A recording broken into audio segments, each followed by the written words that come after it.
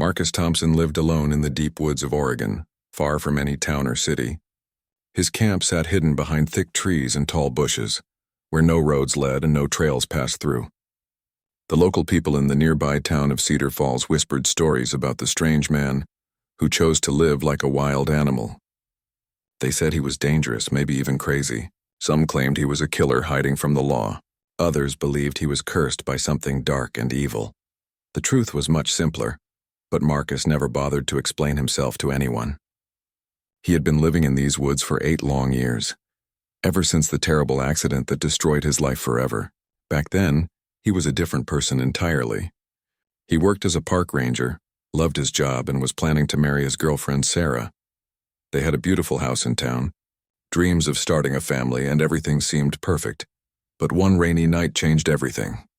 Marcus was driving home from work when his truck hit a patch of ice on the mountain road. The vehicle spun out of control and crashed into another car. The family inside died instantly. A mother, father, and their young daughter who was only 7 years old. Marcus survived with just a few broken ribs and cuts on his face, but the guilt nearly killed him. Sarah tried to help him heal, but Marcus pushed her away. He quit his job, sold his house, and disappeared into the wilderness. He built a small cabin deep in the forest where no one could find him. Over the years, he learned to hunt, fish, and grow his own food. He made traps to catch rabbits and other small animals. He collected rainwater and found natural springs for drinking water. The townspeople occasionally sent search parties to check on him, but Marcus always heard them coming and hid until they left. He had set up warning systems all around his camp, strings tied to cans that would rattle when someone walked through them, and mirror pieces hanging from trees that caught sunlight and flashed signals. He knew every sound the forest made and could tell the difference between a deer walking and a human footstep.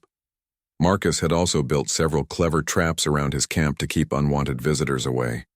Not deadly traps, but ones that would scare people off. There were pits covered with branches that would drop someone into a hole filled with mud, ropes that would catch a person's foot and leave them hanging upside down from a tree, and his most elaborate creation, a snare near his campfire that would trip anyone who got too close and send them tumbling into a pile of soft dirt.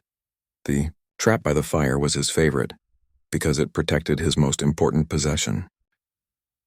The campfire that he kept burning every single day and night. This fire represented his only connection to civilization, his only source of warmth and light in the darkness. He had built it in a small clearing surrounded by rocks with logs arranged in a perfect circle for sitting. But the hidden rope stretched across the entrance to this sacred space, invisible to anyone who didn't know it was there.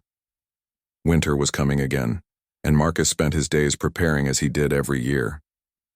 He chopped extra firewood, dried meat from his recent hunting trips, and reinforced his cabin walls with mud and moss. The isolation had become comfortable for him now. He no longer missed talking to other people or sharing meals with friends. The forest was his companion and the animals were his neighbors. Sometimes at night, when the fire burned low and the wind howled through the trees, Marcus wondered if he would ever return to the world of people. But then he remembered the faces of the family who died because of him, and he knew he belonged here in exile, punishing himself for the terrible thing he had done. He deserved to be alone, forgotten by everyone who once cared about him. The morning that would change everything started like any other day in his isolated world. Helena Rodriguez stood in front of the full-length mirror in the bridal suite, staring at herself in the white wedding dress that cost more than most people's cars. The gown was everything her mother had dreamed of. Silk imported from Italy, pearls sewn by hand, and a train so long it needed 3 people to carry it. But Elena felt like she was looking at a stranger, someone playing dress-up in a life that didn't belong to her. In just 2 hours, she was supposed to walk down the aisle of St. Mary's Cathedral and marry Richard Blackwood, the son of the most powerful family in the state. Their parents had arranged this marriage when Elena was still in college, combining 2 wealthy families into one unstoppable business empire. Richard was handsome, educated, and polite, but Elena felt nothing when she looked at him. No spark, no excitement, no love, just cold emptiness. Elena had tried to convince herself that love would grow over time. Many successful marriages started as business arrangements, her mother always reminded her. Richard was kind to her, bought her expensive gifts, and treated her with respect. But she knew deep in her heart that she wanted Something more than a comfortable life with a man who felt like a polite stranger. The wedding preparations had taken over a year and cost more money than Elena could imagine. 500 guests were already arriving at the cathedral, including politicians, business leaders, and celebrities. The reception venue was decorated with thousands of white roses and golden candles. A famous chef had prepared a 7-course dinner, and a live orchestra would play for dancing. Every detail was perfect, exactly as both families had planned.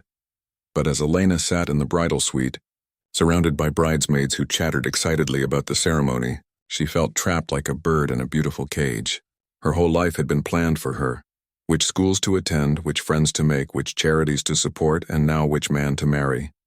She had never been allowed to make her own choices or follow her own dreams. Her phone buzzed with a text message from Richard. "Looking forward to seeing my beautiful wife in an hour. Love you." Elena stared at the words and realized she couldn't remember the last time he had said he loved her in person, with real feeling behind the words.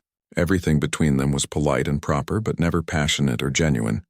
Suddenly, Elena couldn't breathe. The expensive dress felt like a prison, and the weight of the pearl necklace around her neck was choking her.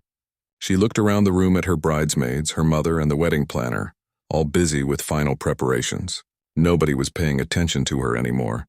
She was just the centerpiece of their perfect event, not a real person with feelings and fears. Without thinking clearly, Elena stood up and walked toward the window. The bridal suite was on the second floor of the hotel, overlooking the parking lot and the forest beyond. She had always loved nature, but her family's idea of outdoor activities was playing tennis at the country club. The wild forest in the distance called to her like a green ocean of freedom. Elena made a decision that surprised even herself. She kicked off the expensive high-heeled shoes that were already hurting her feet and hiked up the long skirt of her wedding dress. The window opened easily, and there was a fire escape ladder just outside. Her heart pounded with fear and excitement as she climbed out, trying not to tear the delicate fabric. The wedding dress was not designed for running or climbing, but Elena managed to make it down the fire escape and across the parking lot before anyone noticed she was gone. She could hear music and laughter from the cathedral in the distance, where hundreds of people waited for a bride who was no longer coming. Elena ran toward the forest, her bare feet hitting the cold ground as she left behind everything she had known. The wedding dress caught on branches and thorns, ripping and staining with mud, but she didn't care. For the first time in her life, she was making her own choice. Even if she had no idea where she was going or what would happen next, the forest was deeper and wilder than it looked from the hotel window, and soon Elena was completely lost. Elena had been running through the forest for hours, her elegant wedding dress now torn and dirty beyond recognition. The silk fabric that once flowed like water was caught on every branch and thorn bush. Her feet were bleeding from cuts and scratches, but she kept moving forward, driven by a desperate need to get as far away as possible from the life she was leaving behind. The afternoon sun was setting, and the forest was becoming darker and more frightening. Elena had grown up in the city and knew nothing about surviving in the wilderness. She had no food, no water, and no idea which direction would lead her back to civilization. But the thought of returning to that wedding, to Richard and the hundreds of guests waiting for her, was more terrifying than being lost in the woods. As darkness fell, Elena began to panic. The forest sounds that seemed peaceful during the day now sounded dangerous and threatening. She heard owls hooting, branches cracking, and strange rustling noises that could be wild animals. Her imagination filled with stories of bears, wolves, and mountain lions that might be hunting in these woods. Then through the thick trees ahead, Elena saw something that gave her hope, the warm glow of firelight. Someone else was out here in the wilderness, and maybe they could help her find her way back to safety. She pushed through the bushes and thorns, not caring that they tore her dress even more, focused only on reaching that welcoming light. The campfire sat in a small clearing surrounded by tall trees. It was built in a perfect circle of stones, with logs arranged around it for sitting. The flames danced brightly, casting moving shadows on the forest floor. Elena could smell wood smoke and something cooking, maybe fish or rabbit. Her stomach growled loudly, reminding her that she hadn't eaten anything since early morning, but the clearing seemed empty. There was no tent or cabin visible, no sign of whoever had built this fire. Elena called out, "Hello? Is anyone here? I need help." Her voice echoed through the trees, but nobody answered. She waited for several minutes, but the forest remained silent except for the crackling of the fire and the distant sounds of night creatures. Elena was exhausted, cold, and desperate. The fire offered warmth and light, and she decided to sit down and wait for whoever lived here to return. Surely they would understand her situation and help her. She stepped forward into the clearing, focusing on the beautiful flames that promised safety and comfort. She never saw the hidden rope stretched across the entrance to the clearing. The trap that Marcus had built years ago to protect his sacred fire space worked exactly as designed.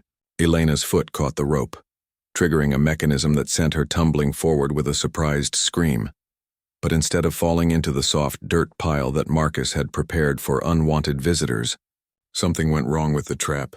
Maybe the rope had stretched over time, or the trigger mechanism had shifted. Elena fell directly toward the campfire itself, her voluminous wedding dress trailing behind her like white wings. The heavy silk and layers of fabric caught fire instantly, and suddenly, Elena was in deadly danger. The flames spread quickly up the dress, reaching toward her hair and face. She screamed and rolled on the ground, trying to put out the fire, but the expensive material seemed designed to burn. Panic and terror filled her mind as she realized she might die here in this lonely forest, killed by the very fire that was supposed to save her. In her desperate rolling and thrashing, Elena managed to smother most of the flames, but not before the fire had burned away huge sections of the dress and left painful burns on her arms and legs. She lay gasping on the ground, surrounded by the smoking remains of what had been the most expensive dress she had ever worn. The wedding gown that was supposed to make her a beautiful bride was now just charred rags and ashes. Through her pain and fear, Elena heard footsteps crashing through the forest toward her. Someone was running toward the clearing, probably attracted by her screams. She hoped it was someone who could help her, but she was too hurt and exhausted to feel afraid. She closed her eyes and waited to see who would find her in this terrible moment. Marcus burst through the trees into his clearing, his heart pounding with alarm. He had heard the woman's terrified screams from halfway across the forest, and the smell of burning fabric had filled the air. In 8 years of living alone, no one had ever triggered his campfire trap. He expected to find a hiker or maybe a lost hunter, but nothing had prepared him for what he saw. A woman lay crumpled on the ground near his fire, surrounded by the smoking remains of what looked like a white dress. Her dark hair was tangled with leaves and dirt, and he could see burns on her exposed arms and legs. But what shocked him most was that she was wearing the tattered remains of a wedding dress, or what used to be a wedding dress before it had caught fire. Marcus stood frozen for a moment, unsure what to do. He had spent years avoiding human contact, and now a badly injured woman had literally fallen into his camp. His first instinct was to run away and hide, letting someone else deal with the problem. But as he looked at her burns and heard her quiet whimpers of pain, his old training as a park ranger kicked in. He couldn't leave someone to suffer, no matter how much he wanted to avoid people. He knelt down beside Elena, keeping his voice gentle but urgent. "Don't move too much. You've been burned, and I need to see how bad it is." Elena opened her eyes and looked up at him. Even through her pain, she was startled by his appearance. Marcus had long, wild hair and a thick beard that hadn't been cut in years. His clothes were patched and worn, and he looked like someone from an old movie about mountain men. "Please help me," Elena whispered, her voice hoarse from screaming. "I didn't mean to fall into your fire. I was just trying to get warm." Marcus studied her injuries in the firelight. The burns were painful but not life-threatening, mostly on her arms and lower legs where the dress had caught fire. Her feet were cut and bloody from running barefoot through the forest. "I'm going to help you, but I need to get some supplies from my cabin," Marcus said. "Don't try to move while I'm gone." He disappeared into the darkness and returned quickly with a wooden box full of medical supplies. Living alone in the wilderness had taught him basic first aid, and he always kept medicine and bandages in case of accidents. Marcus worked quietly and efficiently, cleaning Elena's cuts and treating her burns with aloe plant gel that he had prepared himself. His hands were gentle despite their rough appearance, and Elena found herself feeling safer than she had felt all day. There was something calming about this strange man who lived alone in the forest like a character from a fairy tale. "What's your name?" Elena asked as Marcus wrapped clean cloth around her burned arm. He hesitated for a long moment as if he had forgotten how to answer such a simple question. "Marcus," he finally said. "And you are?" Elena realized that in all the chaos she hadn't even thought about what to call herself. Her old life as Elena Rodriguez, the wealthy heiress who was supposed to marry Richard Blackwood, felt like a distant dream. "I'm Elena," she said simply. Marcus nodded and continued his work without asking any more questions. He didn't ask why she was wearing a wedding dress in the middle of the forest, or how she had gotten lost so far from civilization. His silence was a gift that Elena appreciated more than he knew. When Marcus finished treating her injuries, he helped Elena move to one of the log seats around the fire. He gave her a blanket to cover herself, since most of her dress had burned away, and brought her a cup of hot herbal tea made from forest plants. The warm drink tasted better than any expensive wine she had ever had at fancy parties. "You can't stay here," Marcus said quietly, staring into the fire. "This isn't a place for people like you. In the morning I'll help you find your way back to town." Elena looked around the peaceful clearing with its warm fire and the sound of wind through the trees. For the first time in years, she felt like she could breathe freely. "What if I don't want to go back?" she asked. Marcus looked at her with surprise, seeing something in her eyes that he recognized. The same desperate need to escape that had driven him into these woods 8 years ago. But he shook his head firmly. "You don't know what you're asking for. Living out here isn't some adventure or vacation. It's hard, lonely, and dangerous. People like you aren't meant for this kind of life." Elena pulled the blanket tighter around herself and stared into the flames, thinking about the wedding that was probably still going on without her, the hundreds of guests wondering where the bride had gone, and the life of luxury and emptiness that waited for her back in the city. Elena woke up the next morning in Marcus's small cabin, lying on a simple bed made from rough wooden planks and covered with animal furs. Sunlight streamed through the single window, and she could hear birds singing outside. Her whole body ached from the burns and cuts, but she felt more rested than she had in months. For the first time in years, she had slept without nightmares about her upcoming wedding. Marcus was already awake, cooking something over a small stove made from an old metal drum. The cabin was tiny but clean, with shelves full of preserved food, medical supplies, and books. Elena was surprised to see so many books. Classics like Shakespeare and Dickens, survival guides, and even some poetry collections. This wild mountain man was clearly more educated than his appearance suggested. "How are you feeling?" Marcus asked without turning around. He seemed uncomfortable having another person in his private space, keeping his back to her as he worked. "Better," Elena said, sitting up carefully. "Thank you for taking care of me. I know you didn't have to help a stranger." Marcus set a bowl of hot soup on the small wooden table. It smelled wonderful, some kind of vegetable broth with herbs and what might have been rabbit meat.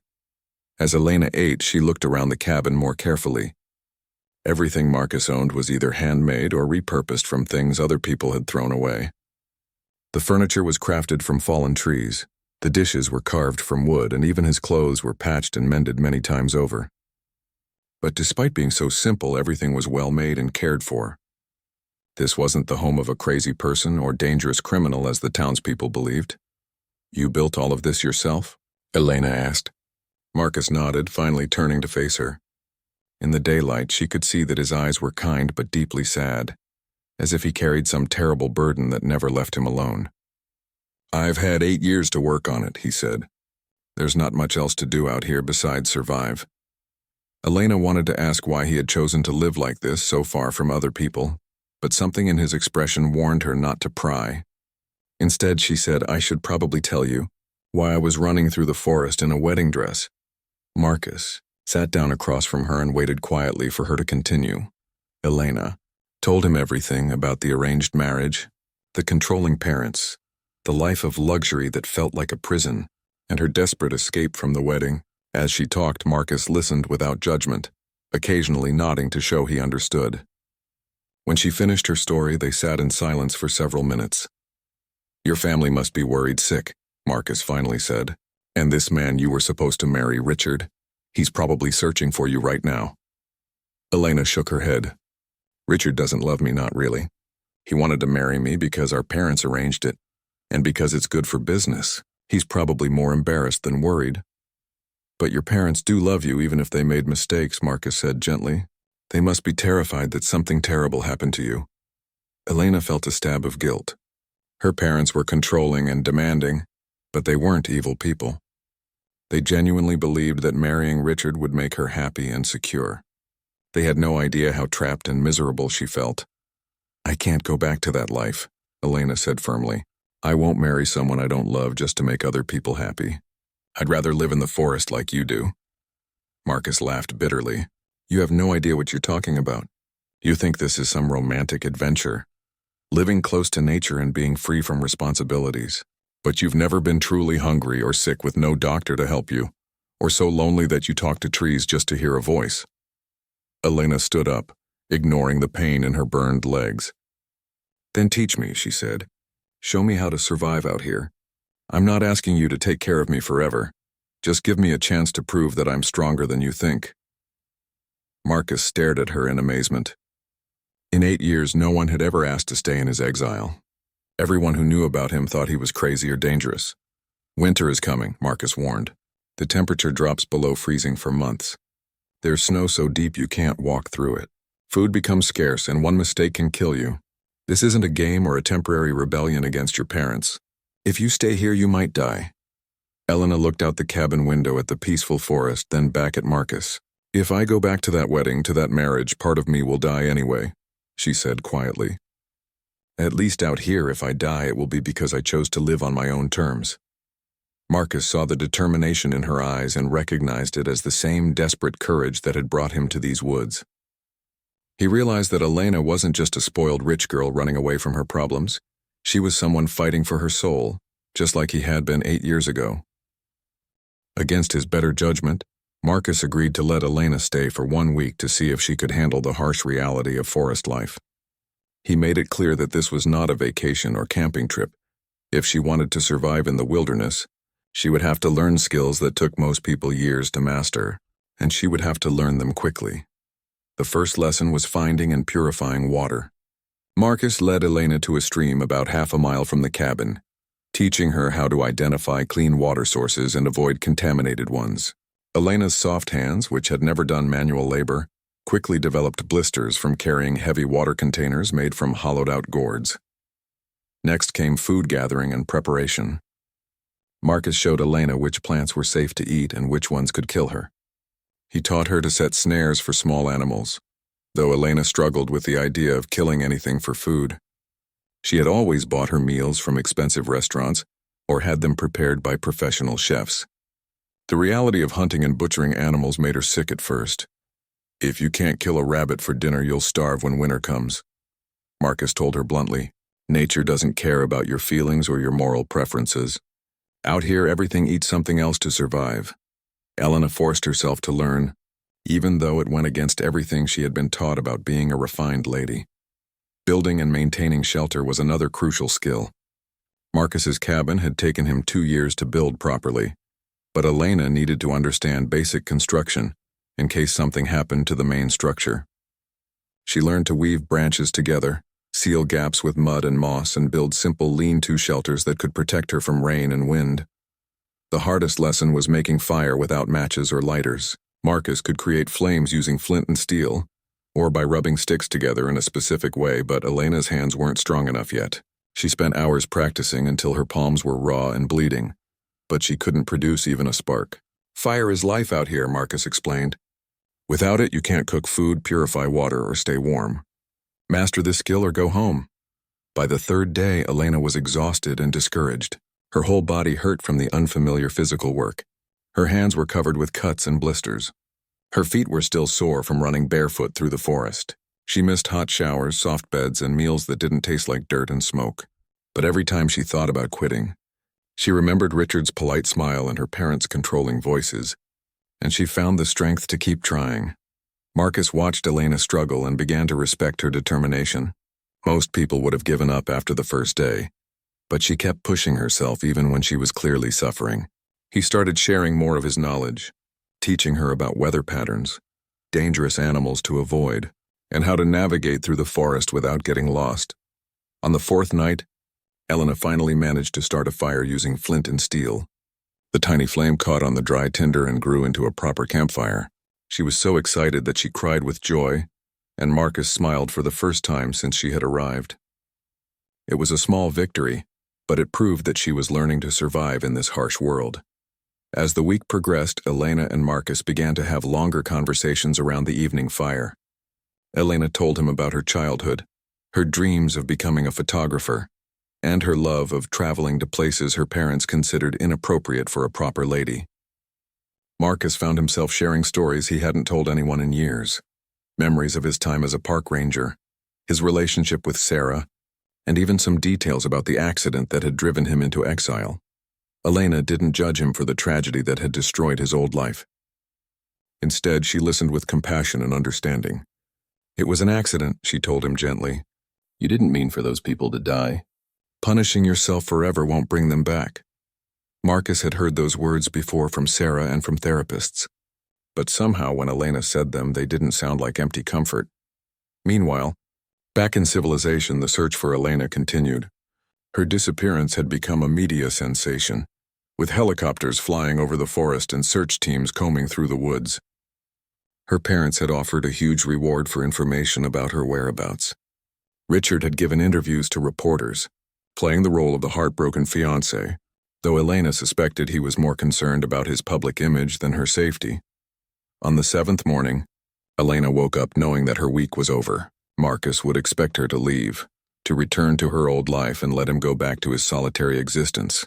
But as she looked around the simple cabin that had become more of a home to her than the mansion where she grew up, Elena realized she didn't want to go anywhere.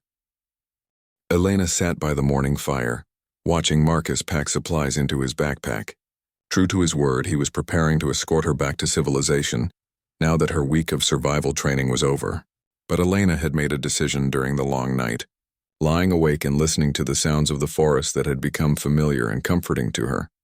"I'm not going back," she said quietly as Marcus tied his bedroll to the pack. He stopped what he was doing and looked at her with a mixture of surprise and concern. "Elena, we talked about this. You've learned some basic skills, but winter is only a few weeks away. You're not ready for what's coming." Elena stood up and walked to the cabin door, looking out at the forest that had nearly killed her a week ago, but now felt like home. "Maybe I'm not ready for winter yet, but I'm ready to try. I've never felt as alive as I do out here. For the first time in my life, I'm making my own choices and facing real challenges. I can't go back to being a decoration in someone else's life." Marcus sat down heavily on one of the log chairs, running his hands through his wild hair. "You don't understand what you're asking for. The loneliness will drive you crazy. There are no doctors if you get sick, no stores if you need supplies, no friends to talk to when you're sad or scared. I've been living this way for 8 years, and there are still days when I think about ending it all."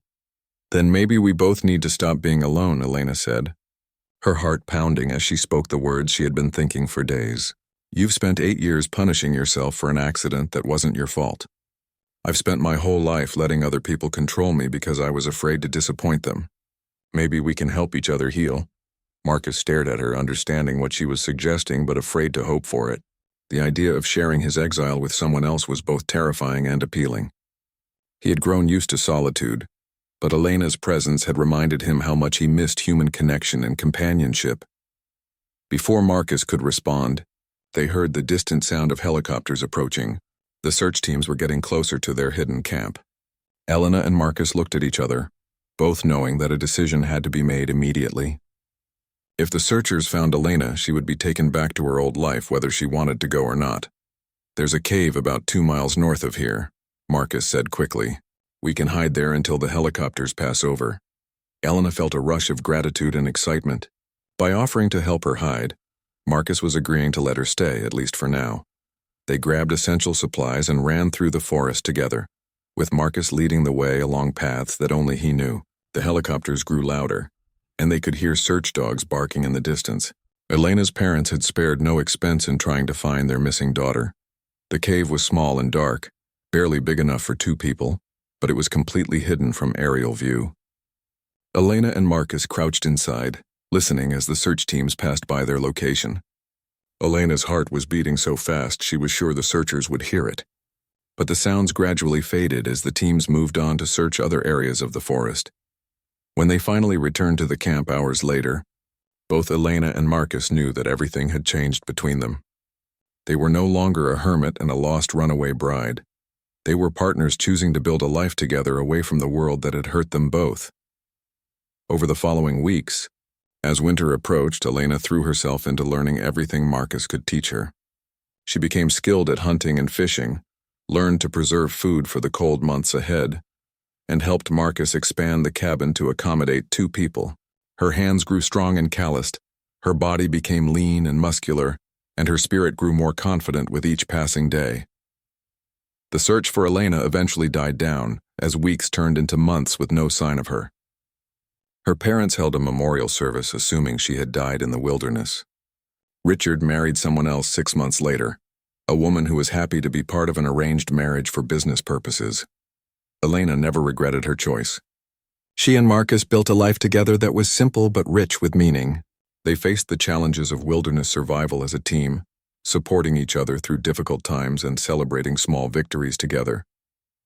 The love that grew between them was different from anything either had experienced before. It was based on mutual respect, shared struggle, and genuine understanding of each other's deepest needs.